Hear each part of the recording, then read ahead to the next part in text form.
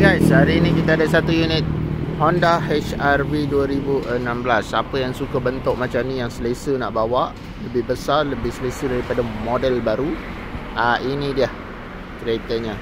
Dan harga sekarang bawah 50,000 guys. Kita baru nak jual 40 something.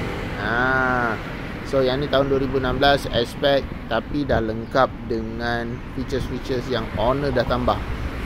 Okay, kunci dia macam ni. Ini kunci dia. Let's go, kita tengok. Kereta pun color cantik lagi.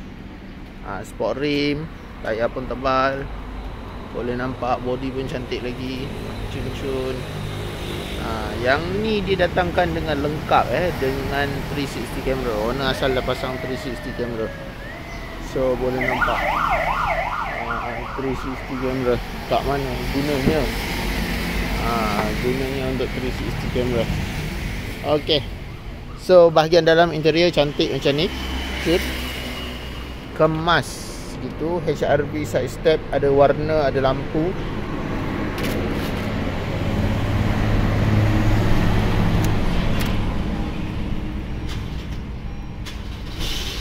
Alamak, overclean pula.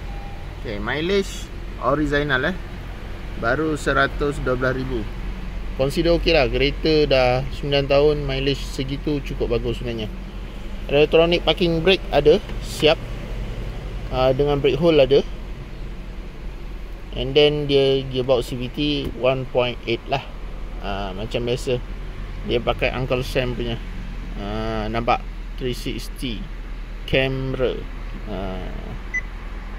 Boleh nampak 360 camera. So around, kalau kita masuk parking, dia nampak belakang, tapi kita boleh pilih kiri kanan. Ni sudut kiri kanan dan juga atas lah. Boleh nampak. Ok, so 2D 3D boleh nampak juga. So memang cantik kereta ni.